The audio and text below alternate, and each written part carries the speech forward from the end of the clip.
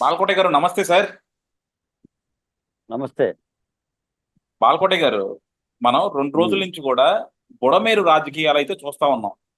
ఎక్కడ చూస్తున్నా సరే, అంటే ఒక పక్కన జగన్మోహన్ రెడ్డి వచ్చేసి ఇది మ్యాన్ మేడ్ ఫ్లడ్స్ అని చెప్పి ఒక విష ప్రచారాన్ని మొదలెట్టాడు. ఇంకో పక్కన ఏమో తెలుగుదేశం వాళ్ళు దాన్ని తిప్పి కొడతానే ప్రజలకు సాయం చేస్తా ఉన్నారు. ఇక్కడ నాకు అర్థం కాదు ఏంటంటే సార్, ఇప్పుడు జనరల్ గా కూడా ఎవరైనా సరే ఒకళ్ళు విపత్తుల్లో ఉన్నారు, వరదల్లో ఉన్నారంటే రాజకీయాలు పక్కన పెట్టి వచ్చి సాయం చేస్తారు. జగన్మోహన్ రెడ్డి గారు కానీ వైఎస్ఆర్సీపీ వాళ్ళు కానీ ఆ సహాయం చేస్తున్నట్టు నాకు ఎక్కడా కనపడలా. సహాయం చేయకపోగా లేనిపోని విష ప్రచారాలు చేస్తున్నారు. ఇంకోటి, ఈ కా- ఈ ఈ బుడమేరు వరద కారణం జగన్మోహన్ రెడ్డి అనడానికి కూడా కొన్ని కారణాలు ఉన్నాయి. ఎందుకంటే 2020లో బుడమేరు బాగు చేయడానికి వచ్చిన వర్క్ ప్యాకేజ్ని, బుడమేరు అంతా కూడా బాగు చేయడానికి వచ్చిన 4 వర్క్ ప్యాకేజీలని జగన్మోహన్ రెడ్డి క్యాన్సిల్ చేసి పక్కన పెట్టాడు. అవి గనక చేసుంటే ఈ రోజు పరిస్థితి ఇంత దారుణంగా అయితే ఉండేది కాదు. సో జగన్మోహన్ రెడ్డి చేయాల్సినవన్నీ చేయకుండా ఈ రోజు లేనిపోని రాజకీయాలు చేయడానికి ప్రయత్నిస్తున్నాడని అంటున్నారు. మీరేమంటారు సార్? శ్రీకాంత్ గారు నమస్కారం. నమస్కారం సార్. మీరన్నట్టుగా మీరన్నట్టుగా గత 4 రోజులుగా మా అమరావతి బహుజన్ జేఏసీగా మేము కూడా విజయవాడలో జరిగిన వడలేరు ముంపు వరద బాధితుల సహాయ కార్యక్రమాల్లో స్వయంగా పాల్గొన్నాం. నేనేం అబద్ధం చెప్పడంలా. ఈ సహాయ కార్యక్రమాల్లో పెద్ద ఎత్తున ముఖ్యమంత్రి చంద్రబాబు నాయుడు గారు అతలే ఒక సైన్యంలాగా నిర్విరామమైన కృషి, ఎక్కడ తొనకకుండా బెరగకుండా, ఆరోగ్యాన్ని లెక్క చేయకుండా, వయసుని లెక్క చేయకుండా చాలా ధైర్యంగా పడవల మీద వెళ్ళి, జేపీజీల మీద వెళ్ళి, మోకాల లోతు తడిసిన కాళ్ళతో తిరుగుతూ నాకే చాలా ఆశ్చర్యం వేసింది. చితారా థియేటర్ దగ్గర స్వయంగా ఆయన్ని నేను చూశాను. మొత్తం పోలీసులందరూ కూడా బాగా వరద ఉందని మమ్మల్ని ఆపేశారు. ఆ చంద్రబాబు నాయుడు గారి నేలల్లో కనీసం కోటి సాయం కూడా లేకుండా, చేతులు కూడా ఎవరు పట్టుకోకుండా ఆయన నడుస్తుందంటే చాలా ఆశ్చర్యం వేసింది. ఇంకోటి ఏంటంటే శ్రీకాంత్ గారు, 3.5 లక్షల మంది బాధితులైన ఈ ముంపు సంఘటనలో దాదాపు విజయవాడలో 64 డివిజన్లు ఉంటే 32 డివిజన్లు ముంపుకు గురైంది. దాన్ని బట్టి మీరు దాని యొక్క తీవ్రత ఎంత ఉందో అర్థం చేసుకోండి.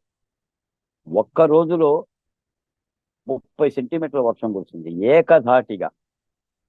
సాధారణంగా అధికారులు చెప్తున్నారు 200 సంవత్సరాల చరిత్ర తిరగేస్తే ఒకే రోజు అంతటి వర్షపాతం కురిసిన సందర్భాలు ఇవ్వండి. ఓ పక్క వర్షపాతం, రెండో పక్క బుడమేరుకు గండిపట్టం, 3 చోట్ల గండిపడింది. మూడో పక్క కృష్ణానది పొంగి పొర్లి కృష్ణా బ్యారేజీకి 11,97,000 క్యూసెక్కులు. ఇది ఒక చరిత్ర. ఇంత అతలాకుతలమైన సందర్భంలో చంద్రబాబు నాయుడు గారు తీసుకుంటున్న చర్యలు చాలా ధైర్యాన్ని ఇచ్చాయి. నాకైతే మీరు అన్న ప్రశ్నలు చెప్తున్నా, తెలుగుదేశం పార్టీ కార్యకర్తలు కనిపించారు, జనసేన పార్టీ కార్యకర్తలు కనిపించారు, భారతీయ జనతా పార్టీ కార్యకర్తలు కనిపించారు, ఆఖరికి సిపిఐ, సిపిఎం, ఏఎస్ఎఫ్, ఎస్ఎఫ్ఐ కార్యకర్తలు కూడా కనిపించారు, కళాశాల విద్యార్థులు కనిపించారు. కానీ ఏ ఒక్క చోట కూడా వైసీపీ నాయకుడు కానీ వైసీపీ జెండా కానీ కనిపించాలి. అసలు దానికి వాళ్ళు దూరంగా ఉన్నారు. అసలు ఇది మాకు సంబంధం లేదన్నట్టుగా ఉన్నారు. కేవలం ఆ బెల్లంపల్లి కానీ, ఆ పోచిన మహేష్ కానీ, కొంతమంది నాయకులు మీడియా ముందుకు వచ్చేసి ప్రభుత్వం మీద రాళ్ళు వేయటానికి ఉపయోగపడ్డారే తప్ప ఒక అన్న ముద్ద పెట్టడానికి అయితే వాళ్ళు ఉత్సాహం చూపించాల. ఆఖరికి జగన్మోహన్ రెడ్డి గారు కూడా రాళ్ళేసే పని చేశారు. సాధారణంగా ఏంటంటే ఇటువంటి విపత్తులు వచ్చినప్పుడు, ఇటువంటి ప్రమాదాలు వచ్చినప్పుడు ప్రమాదం ఎందుకు వచ్చింది అని గణనాలు చేయటం కంటే ముందు బాధితుల్ని ఆదుకునే కార్యక్రమాలు చెయ్యాలి. ఇప్పుడు జగన్మోహన్ రెడ్డి గారి దగ్గర కూడా డబ్బులు ఉన్నాయి కదా, అదొక రాజకీయ పార్టీ కదా, 5 ఏళ్ళు ముఖ్యమంత్రిగా ఆయన కొలువు తీరిండు కదా, కనీసం ఒక ఆహార పత్రం కూడా చేతిలో పట్టుకోకుండా ప్రజల దగ్గరికి ఎలా వెళ్ళగలిగిండో నాకు ఆశ్చర్యం వేసింది. పైగా వెళ్తున్నప్పుడు జై జగన్, జై జై జగన్, సీఎం జిందాబాద్, అసలు ఆ నినాదాలు ఏంటి, ఆ డ్రోన్ కెమెరాల వీడియోలు ఏంటి, బుడమేరు నది అంతం ఏంటి, నదికి గేట్లు ఎత్తారని అంటాం ఏంటి? చంద్రబాబు నాయుడు గారు ఇల్లు మునగట్టుకోవటం ఏంటి? శ్రీకాంత్ గారు, నాకు తెలియగలుగుతున్నాను. కృష్ణానది అవతల పక్క బుడమేరు, అది మైలవరం కొండల్లో పుడుతుంది. ఖమ్మం జిల్లా నుంచి కూడా వాగులు వంకలు కూడా ఆ బుడమేరు వరదలో కలుస్తుంది.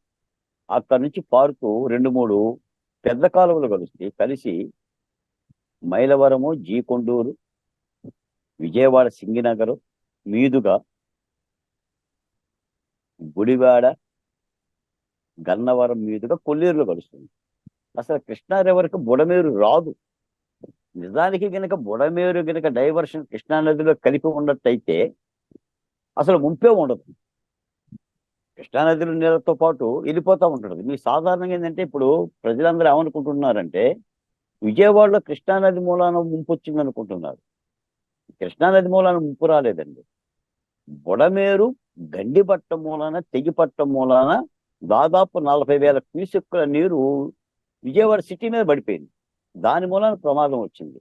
కృష్ణానది కారణంగా లోతట్టు ప్రాంతాల్లో కృష్ణా కరకట్ట గ్రామాల కనెక్టివిటీ దెబ్బతింది. పంట పొలాలు భారీ ఎత్తున మునిగిపోయినాయి. జగ్గేపేట నియోజకవర్గం కానీ, నందిగాం నియోజకవర్గం కానీ, ఇబ్రహీంపట్నం నియోజకవర్గం కానీ, విజయవాడ సమీపంలో ఉన్న పంట పొలాలు కానీ, పంట పొలాలకు దెబ్బ తగిలింది. గ్రామాల కనెక్టివిటీ పోయింది. ఎలాంటి ప్రాణ నష్టం జరగల. ఒక విజయవాడ మాత్రం ఈ బుడమేరు ముంపుకు గురైంది. అంటే నాకు తెలిసిందంటే ఇందాక కూడా నేను అంబటి రాంబాబు గారి ప్రెస్ మీట్ విన్నాను. ఆయన రాజశేఖర రెడ్డి కాలం దగ్గర నుంచి బుడమేరు ఆధునీకరణ పనులకి ఆయన శ్రీకారం చుట్టిండు. ఆయనే శ్రీకారం చుట్టిండు. చంద్రబాబు నాయుడు గారు మళ్ళీ ఆపేసిండు. మళ్ళీ 2014లో చంద్రబాబు నాయుడు గారు చేపట్టిండు, కానీ పూర్తి చేయాల అని మాట్లాడుతున్నాం. మరి మీరేం చేశారు? గాడుదులు కాశారా? అసలు ఇప్పుడు అంబటి రాంబాబు గారు ఓ సందర్భంలో నాకు అసలు పోలవరం ప్రాజెక్టు గురించే తెలియదు అన్నాడు.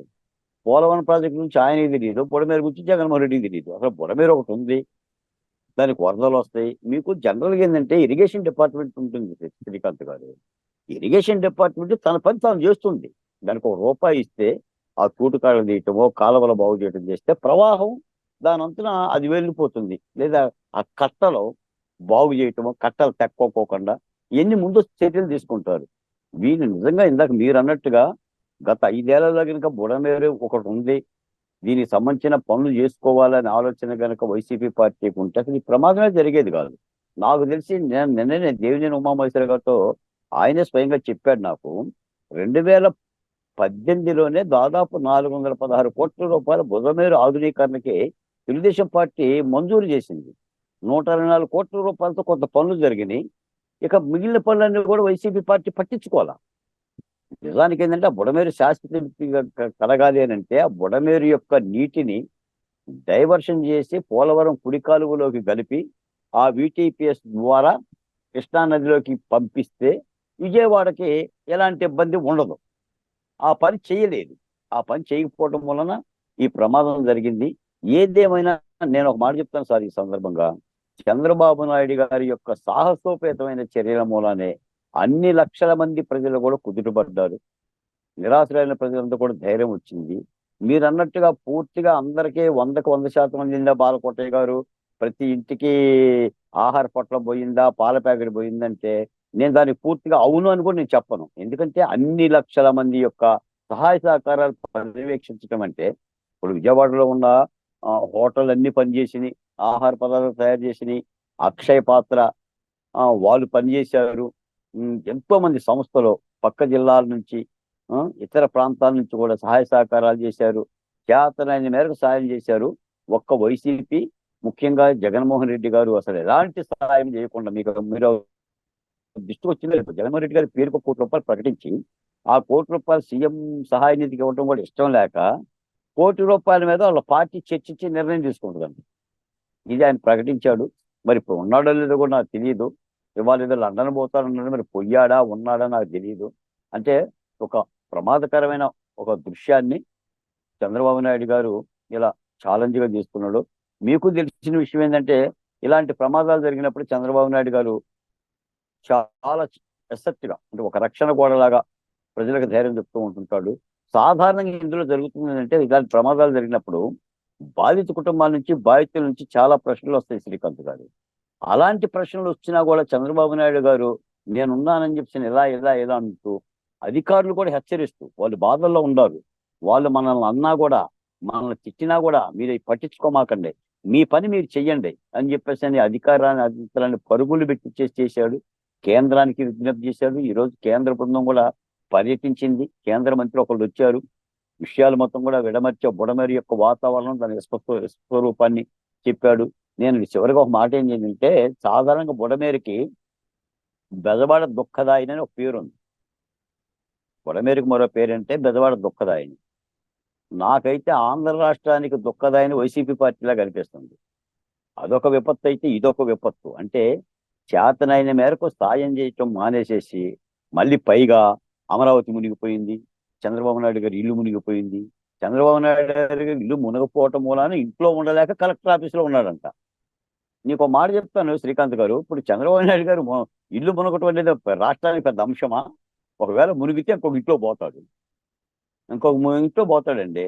మీకు అమరావతిలో ఒక రైన్ఫాల్ గా వచ్చిన వర్షాన్ని పంటశాలలో ఉన్న నీటిని జీపించి వాళ్ళ రోత మీడియా మొత్తం కూడా ఇదిగో అమరావతి మునిగింది అని మాట్లాడుతున్నారు. అలాగా సార్, చంద్రబాబు ఇల్లు జగన్మోహన్ రెడ్డి ఇల్లు ఎంత దూరం ఉంది? చంద్రబాబు ఇల్లు మునిగితే జగన్మోహన్ రెడ్డి ఇల్లు మునగదా? మునుగుతుంది కదా. అమరావతి మునిగితే అమరావతిలో ఉన్న తాడేపల్లి కొంప కూడా మునగాలి కదా. అదే కదా. మరి తాడేపల్లి కొంప గురించి ఆలోచించట్లా. నాకు తెలిసి వీళ్ళందరూ కూడా చంద్రబాబు నాయుడు ఇంటికి కాపలా పెట్టారేమోనండి జగన్మోహన్ రెడ్డి గారు. అంటే వాచ్మెన్ ఉంటారు కదా, నైట్ వాచ్మెన్, ఆ ఇల్లు ఏమైందో చూడండి అని. ఇప్పటికి కూడా అదే రోజండి. చంద్రబాబు నాయుడు ఇల్లు మునగటం ఏంటి సార్? చంద్రబాబు నాయుడు ఇల్లు మునిగితేనే మునకపోతేనే, మునిగితే ఒక ఇంట్లో పోతాడు. ఆ ఇంటికి వచ్చి సంబంధం ఏముంది? పైపచ్చి జగన్ గారు అన్నారు, బుడమేరు నీళ్ళంట కృష్ణానదిలోకి విడుదల చేస్తే చంద్రబాబు నాయుడు గారి ఇల్లు మునిగిపోద్దని అన్ని గేట్లు ఎత్తేసిందంట. మరి ఏమి ఎత్తుతారండి? ఇప్పుడు వెలగలేరు రెగ్యులేటర్ దగ్గర ఉన్న ఆ 11 గేట్లని ఎత్తేసారు. మరి గేట్ ఎత్తకపోతే నీళ్ళు ఎడిపోవాలి శ్రీకాంత్ గారు? ఈ రోజున దాదాపు 11,97,000 క్యూసెక్ల నీళ్లు శ్రీశైలం డ్యామ్ దగ్గర నుంచి నాగార్జున సాగర్, పులిచింతల దగ్గర కృష్ణానదికి వచ్చింది. 70 గేట్లు ఎత్తేసారు ప్రకాశం బ్యారేజ్ దగ్గర. ఇప్పుడు ఆ గేట్లు ఎత్తేయాలా, 70 గేట్లు మూసేయాలా? నీళ్లు లేనప్పుడు నిల్వ చేసుకుంటానికి గేట్లు మూసేస్తారు. అధికమైన నీళ్ళు వచ్చినప్పుడు వాటిని సముద్రానికి పంపించడానికో వెలుపలకు పంపించడానికి గేట్లు ఎత్తేస్తారు. గేట్లు మూసేయమంటారేంటి జగన్మోహన్ రెడ్డి గారు? ఏ గేట్లు ముయ్యాలి?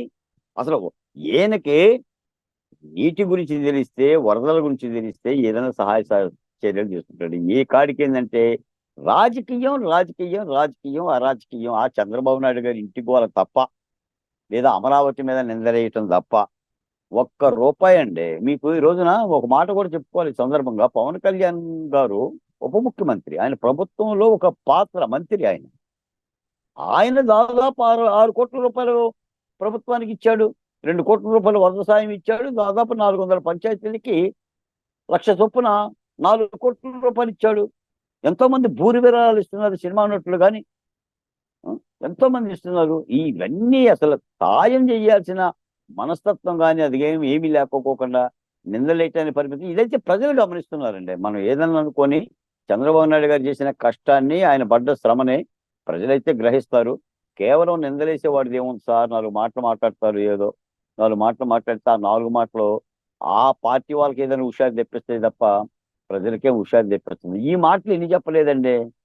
ఇప్పుడు జగన్మోహన్ రెడ్డి గారు ఎన్నోసార్లు చెప్పారు, మీకు తెలుసు కదా, నా ఎస్సీ, నా ఎస్టీ, నా బీసీ, నా మైనార్టీ అని పాట పాడేవాడు. మరి ఇప్పుడు ముంపు గురైంది ఎస్సీలు, ఎస్టీలు, బీసీలు, మైనార్టీలు కాదా? ఏది వాళ్ళకి సాయం? అంటే నువ్వు ప్రభుత్వంలో ఉంటేనేమో పెద్ద ఎత్తున విమానాల్లో తిరుగుతావా, హెలికాప్టర్లో చూస్తావా?